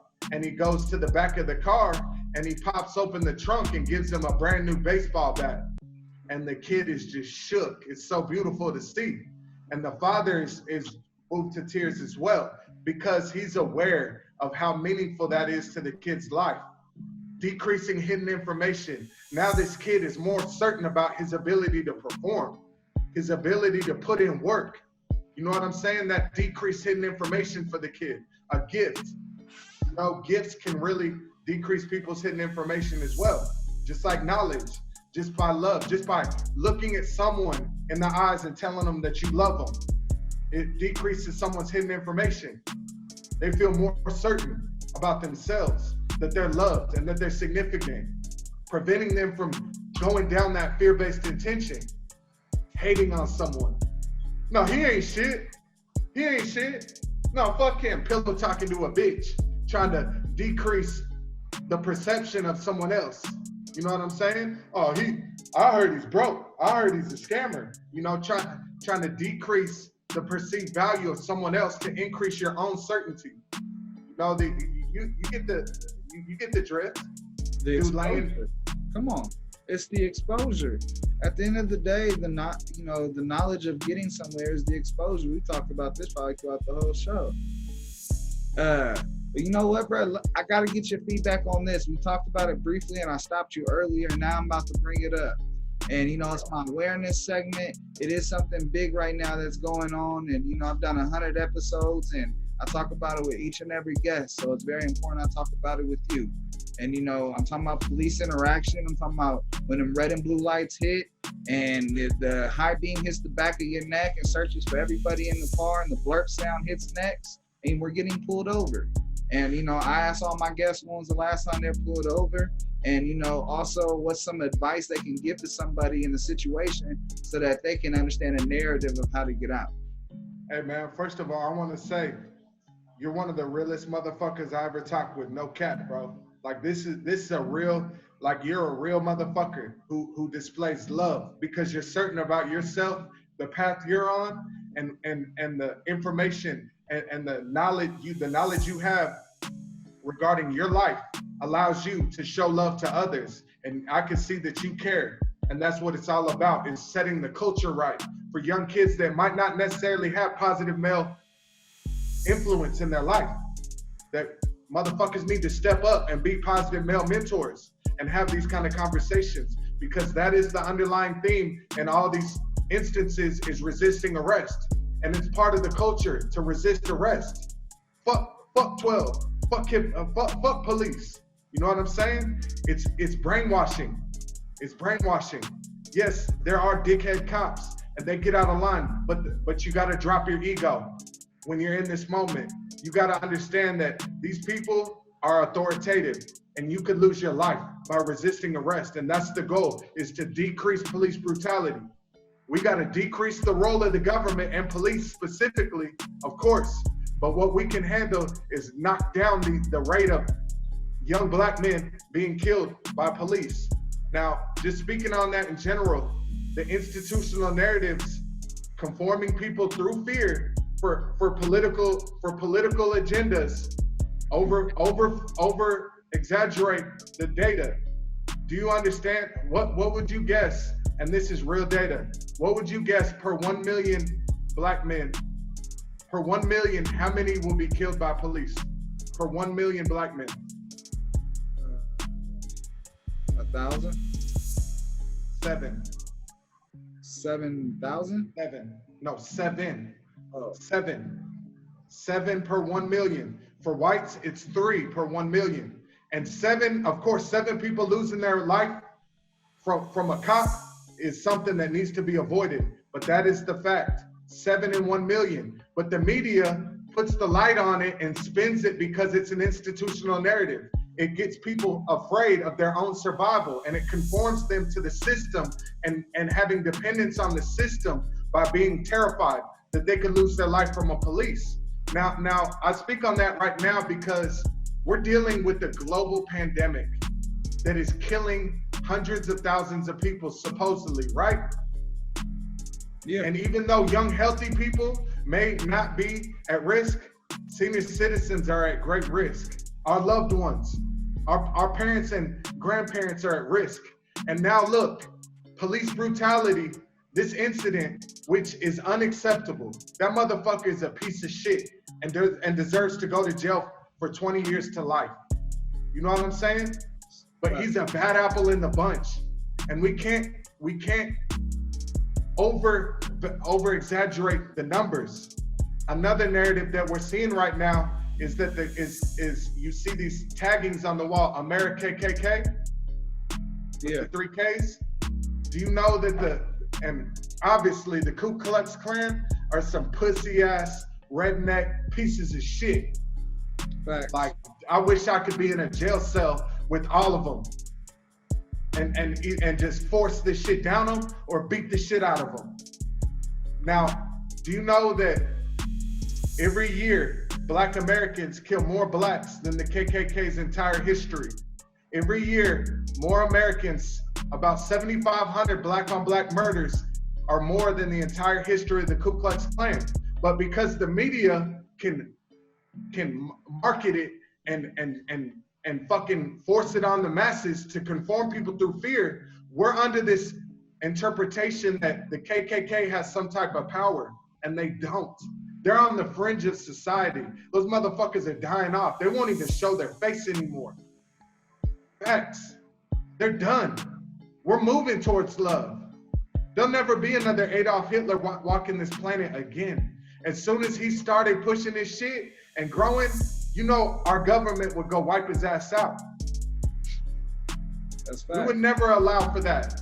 As a species, we're lowering entropy naturally. We're evolving away from fear towards love naturally. But these narratives want to fucking boost the role of the government by getting us afraid that we're going in the opposite direction. Right. It's disgusting. Now we need to be able to address these police issues by increasing the role of ourselves, governing ourselves, the culture. That's how we decrease the role of policing. We need to have more black police officers. The culture that prevents black people from pursuing a career in policing. Oh man, you sell out. Motherfuckers are sellouts if they're cops, black cops. That's bullshit. That's a gated institutional narrative that perpetuates the system. Facts. You see it in the riots, right? Black cops will be out there and other people, you sell out, bitch ass motherfucker. There'll be a black cop here and a white cop here, and black crowds will be like, I love you. What are you doing? Speaking to the black cop specifically, as if the white cop is not their brother as well.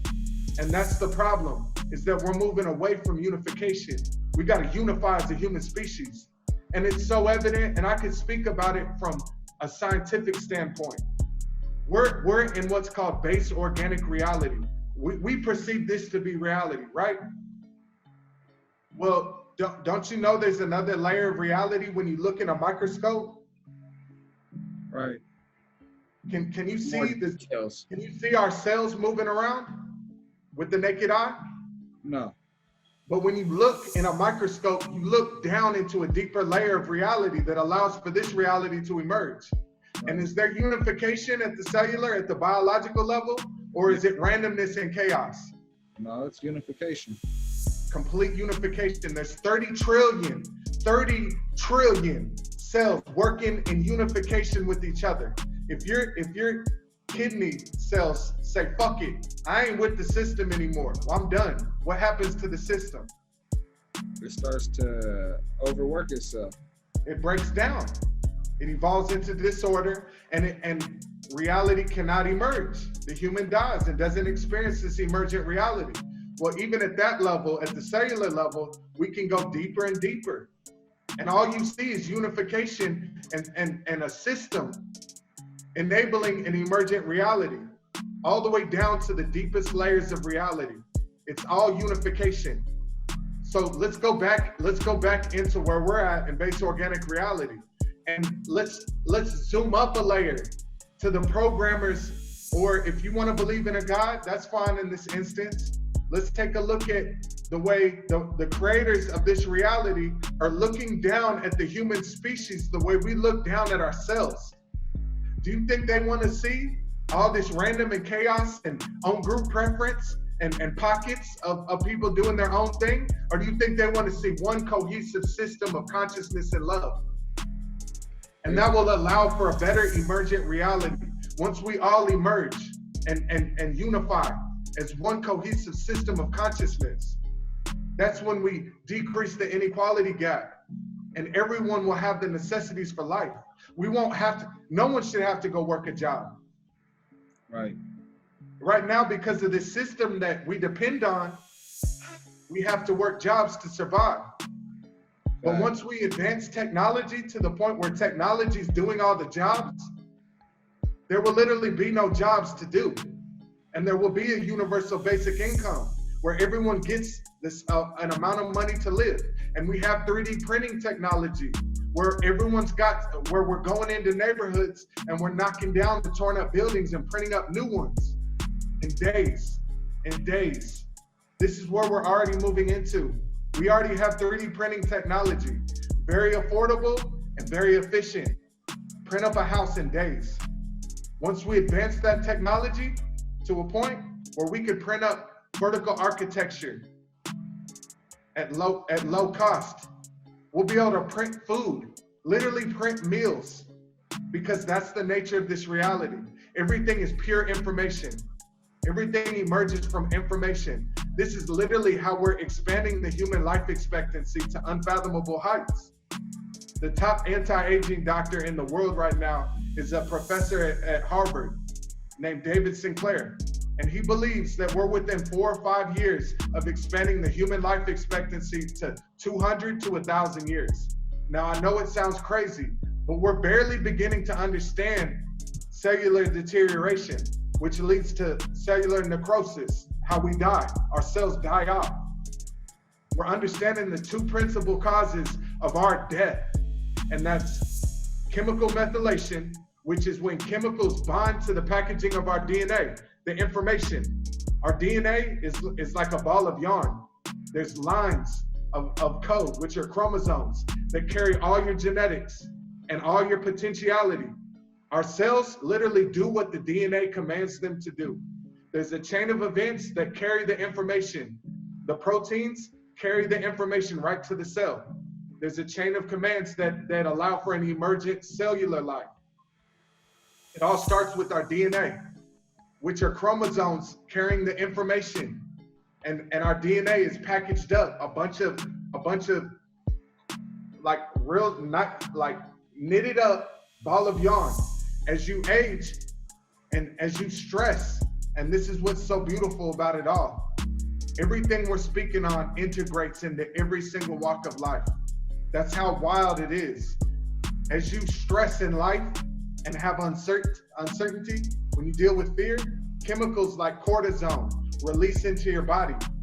Those chemicals attach to your DNA and begin to decompose your DNA. So over years of chemical methylation, your DNA starts to break down and break apart. The information in the chromosomes gets lost. Remember what I told you what high entropy is? High hidden information? Oh. Now our cells are at a high entropy state. High hidden information. They don't know what the fuck to do because our DNA has decomposed over time through chemical methylation. So they start doing random things. That's why senior citizens are at such risk to cancer and different dispositions, genetic dispositions like Alzheimer's. See, we all have 185 million generations of ancestors encoded in us. And genes can be dormant your entire lifetime until they're activated. See, genes are binary as well. Two states, either dormant or active. And that's what's wild, because what do you think is the electrical impulse that activates dormant genetics?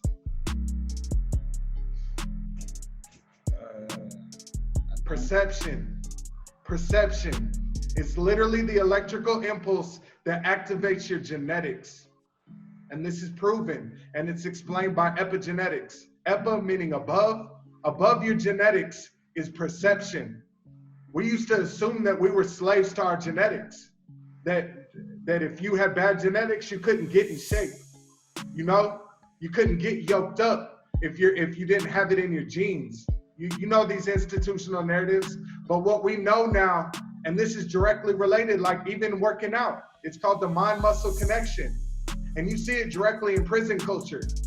In prison culture, dudes believe that because they've seen it, they're at a low entropy, high certainty perception, that they've seen other prisoners come in and work out and hit the routines every day, low entropy, predictable, order, consistent routine, and get yoked up and come out yoked up. They're not on any supplements. They're not on roids. They're not eating good. You know the institutional narratives. It's all about what you eat. And it's not. It's all about what you believe. And if you believe that you can't get yoked up, what do you think you're going to experience? Right, you get yoked. You believe that that you could evolve into the greatest physique there ever was, and you're activating that mind-muscle connection. When you're doing bench, you're isolating your chest.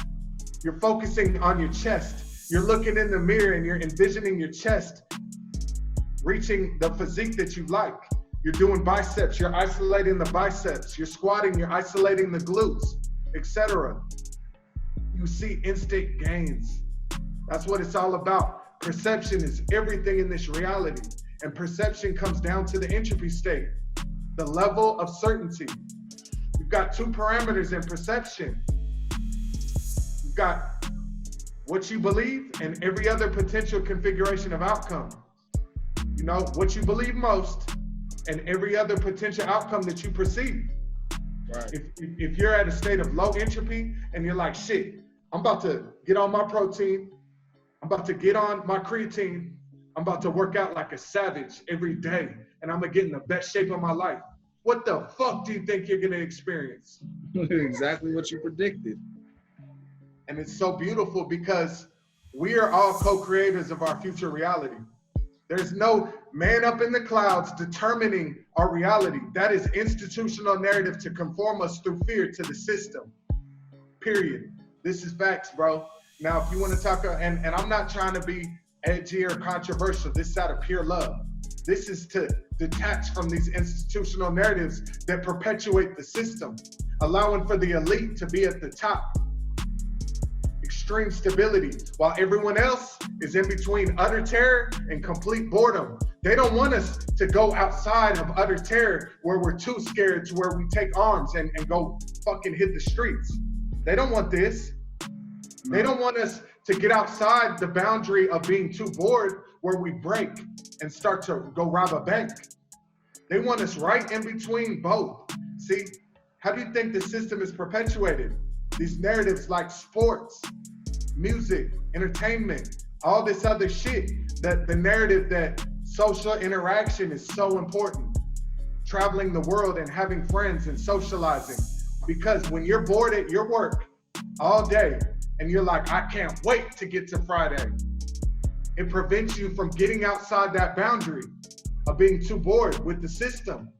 You enable the system by oh, yeah, I'm bored as fuck, but I can't wait to go party this weekend, get drunk, and watch some good NFL games.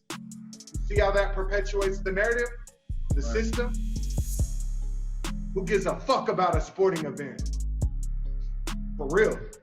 It's about getting life right. We gotta get life right. We gotta decrease the importance of athletes' perspectives on reality unless they're qualified. LeBron James talking about they're literally hunting us. That is so negative. And that could be a major factor in the riots right now that are increasing the global pandemic. Bro, we're dealing with a global pandemic right now. And you know, I don't know anyone that's been infected by Corona, do you? Personally, no. And no one does. And we were looking at it from the potential standpoint of being a narrative by the system. What are they trying to do right here? Are they trying to usher in martial law? Are they trying to usher in universal basic income? Are they trying to usher in digital currency? Are they trying to get us to take a vaccine so they have nanobots inside the vaccine, inside of all of us? What is the narrative that's being forced on us? Oh, now all of a sudden, forget about that narrative of a global pandemic where we're supposed to be socially distancing, and yet now everyone's out here literally screaming with their masks off. Screaming. That is passing the fucking disease around, the infection. So what the fuck are we gonna see in the media over the next 2 weeks relating the spikes in the coronavirus? It's gonna be an increase. And I do believe fighting. I believe in fighting for what's right. And we gotta do it the right way and be anti-fragile and stop expecting handouts from the government. Fuck the government, fuck the system. We can literally handle ourselves and control ourselves. And it all starts with the way we perceive reality and the culture we set. And us in hip hop culture have to take accountability for these fraudulent ass institutional narratives that are in place. Right. Like the narrative that sipping lean and popping perkies is acceptable. No, that's heroin. Heroin. That's heroin. Never okay. Synthetic heroin at that. You know, we gotta speak out. Like Future. Future, Dirty Sprite 2, he built a huge following. He's a lit rapper, the best, the GOAT. You know what I'm saying? Vocal tone, enjoyability of his music, the GOAT. He became aware that what his effect was on the masses. And he was afraid to speak out about it, even though he quit sipping lean for himself. He was afraid to speak out on it because he didn't want the fucking masses to extradite him from hip hop culture. He was afraid that the masses who are conformed by these narratives would react to him the way they react to Russ when he says, you know, you're a junkie if you sip lean. And all the narratives, fuck you, Russ, you can't speak on it, white boy, all that goofy shit. And he's speaking real shit. Yeah. If you're sipping lean and you're not financially stable and you're dependent on the system or any individual, the system meaning you have a job and you're sipping lean, you're a motherfucking junkie. You're a junkie. You should be saving your money up to increase generational wealth so you can invest in yourself. You should be sacrificing everything that makes you comfortable, like haircuts, clothing, fucking travel, you know, excessive eating. You see the narratives that perpetuate the system. Oh, you're not a man unless you're eating big portions, right? Come on. This narrative in America that says, finish your plate. Finish your plate. It's a narrative that makes us increase the role of the system, that we need to be stuffing ourselves. You shouldn't be eating past the point in which you're good. You put some nutritional value in you, but people are eating to give themselves comfort. You know what I'm saying? Absolutely, bro. People get afraid and want to go eat a fucking bucket of ice cream to feel better about themselves. Come on. Comfort food. Man, that's some fragile ass shit. It's about facing your problems, decreasing hidden information. What do you have to do to change your circumstance? Become aware of it and then dedicate your life. Low entropy, order, predictability. JW, I ain't gonna lie to you, bro. I'm gonna have to do this again with you, bro. Cause you know, the level of information, the level of gems, the amount of diamonds in the rough that you're pulling out and letting dance right now is, you know, the value that is the whole principle of having a show like this. And so I definitely want to go ahead and run back another time and come back to you so that. Anytime, brother. And man, like I said, bro, I'm so impressed by you and your perspective of reality. Even though you necessarily might not have had this type of conversation, you're built for it and you're exemplifying it. And people like you are the ones that need to have their voices be heard. You know what I'm saying? Not sheep that are conformed to the system, asking for help from the system. Of course, the system can't limit us. The system needs to get the fuck out of the way and stop conforming us with these narratives. There's so many narratives. I could break them down all day, and we're gonna break them down. Yes, and we're not gonna limit ourselves in what we're capable of, because there's one thing I want to speak on that shows how quick we can advance and how quick things can change culturally and advance for the wrong, in the wrong direction or the right direction. And you know, from the end of the Civil War to the beginning of the liberal welfare system in the 1960s, it was called the Golden Era, where the standard of living for black Americans was going up fast. Literally, just from 1850, the end of the Civil War, to the beginning of the 1900s, illiteracy went from literally 1% up to 50%.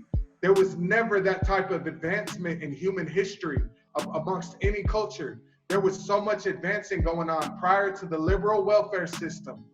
Right. In 1965, in New York, there was a famous blackout where the lights went out in New York. And the culture at that time was strong morality, strong ethics. You know what I'm saying? Discipline. And there was no crimes committed. Everyone was looking out to help each other. You know what I'm saying? Yep. Around that time, Lyndon B. Johnson implemented the social welfare system, where it incentivized the single parent home, literally. And in 12 years, the culture had spun out so negatively.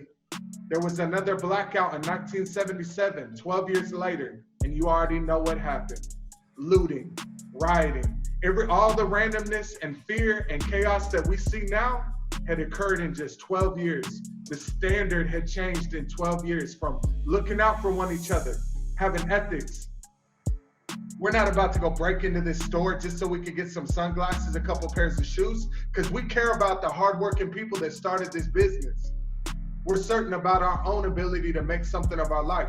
12 years later, the dependence on the system changed the culture, and motherfuckers out looting, not giving a fuck about one another. It's dog eat dog. It's de-evolving towards survival of the fittest conditions. And we gotta change the culture, man. It's creating a revolution. And I mean, it starts in our stomach. Every revolution starts in the belly. It makes us hungry, it makes us antsy, it makes us take away the humbleness and creates eagerness. And you know, eagerness can be changed, and it also can be broken down into other words that, you know, some other people will see it a different way. Some people see it as violent. Some people see it as non-violent. Some people will see it as saying something, and other people will say it as being indirect. You know, at the end of the day, we all have to make a decision to be on either the side of being proactive and doing something to fix the side of love or fear. There you go. Because, you know, everything we do should be out of love. And if anything else, you know, if you allow fear to control your life, you need to go ahead and forgive yourself and then grow. Lingering is a sign of fear, and that's what's going to hold us back. Holding on to these fears, uncertainties. It's about being anti-fragile. One outcome, being a motherfucking cutthroat savage. You know? Knowing what the fuck it takes and living an ordered, predictable lifestyle, sacrificing everything that makes us comfortable. Video games. Video games is having such a negative impact on culture and fragility. Motherfuckers get bored. They'll start cooking up for an hour, get bored because they're uncertain about the payoff. They can't grind through that monotonous day-to-day shit because they're uncertain about the payoff. You know what I'm saying? This is game theory. In life and in our careers, there is no established set of rules. There is no set number of players in the game of life. There is no winning and losing in life. This isn't football, where there is a set number of rules. This isn't Fortnite. This isn't chess, where there is an established set of rules and a set number of players that play the game within the context of these rules that allow for a winner or loser. We're in an infinite game, and it requires an infinite mindset. Bruh, I gotta say this. I learned this a long time ago from my big homie, and he said this real simple. The greatest part about a game is you could turn it off. The thing about life, you can't turn it off. And that's something that people need to take with them. You could turn off that game. You're losing, oh fucking well, cut it off. Take an L. Oh well. But in real life, you're losing that job. You may lose that house. You may lose everything. If you don't. There is no winning and losing in life. Facts. The goal, the only objective of an infinite game of life is to keep it going, is to survive, is to perpetuate your career. Just like musicians, there are no rules to this shit. There are no rules to becoming a musician. You can let other people dictate your rule with these institutional narratives, or you can figure out a way how to beat the system. You know what I'm saying? With love. Facts. There are no set number of players in this game. There's new people like me popping up every day. New hitters coming up on the scene. You know what I'm saying? The only thing that will prevent us from not winning in this game of life, prevent us from perpetuating life or our careers, is the lack of resources and the lack of willpower. We gotta have the resources and the willpower to stick at it and grind and live a low entropy life. Order every day, wake up and do what we gotta do and exceed our own expectations. You know what I'm saying? Absolutely. Resources, money. We gotta get to the money. We gotta get to the money. You gotta have resources to perpetuate your career. You gotta be able to invest in yourself. You gotta be able to take a trip when time calls for it. You know what I'm saying? You gotta be able to, like me, I paid $1,500 for a collab with TM88 for 3 collabs that turned into a song that I made over $1 million on, and a career with implied odds that are you know, enormous. You know what I'm saying? A speaking career. All this came off of me making an investment. You know what I'm saying? Out of certainty, out of love. You know what I'm saying? On that note right there, bruh, I'm gonna go ahead and I'm gonna end it. Everybody watching, if you get to this point, you gotta understand that what he just said is the most brilliant thing he ever said.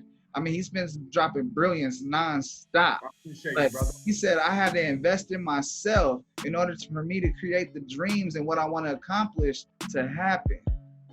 None of this shit is free. This laptop, these phones, the equipment, the land space, the market, and you know, get something to Generation Now. Get something to Lil Uzi Vert. You know, all these obstacles, that shit ain't easy. It's time invested. It's outliers. It's 10,000 hours in and doing something with it. And then being able to be a person to give a testimony.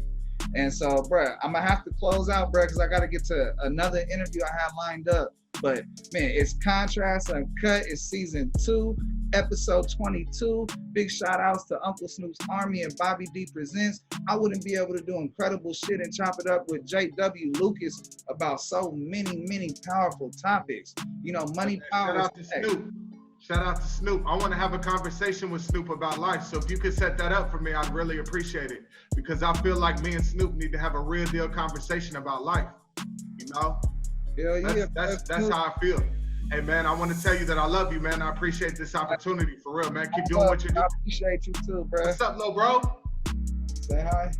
What you got going on over there?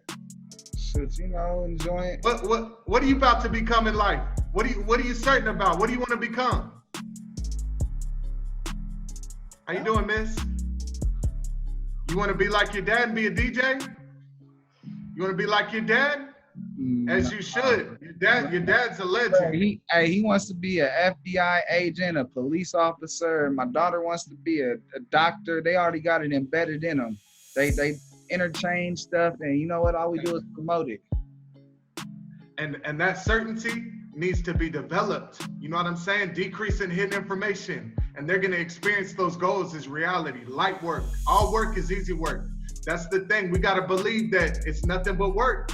And we gotta enjoy the process of putting in work. We gotta have that system in place that gets us to the goal. It's not about the destination. It's about the lifestyle that we live and the culture we set to get us where we wanna go. But man, I appreciate you, brother. Let's talk again soon. Yes, sir, bro. Hey, man, what an incredible power conversation. Good life, brother. And definitely want to keep on connecting with you and shit building, bro. Let's not make this anytime you want. Hey, little man, keep working hard, man. I see you. You got confidence. Good looking, young man. Look at you. Turn up. Later, brother. Hey, bro. All love, bro. I appreciate you. Coach is still alive, just let me prove. King, nigga. Everything that you do.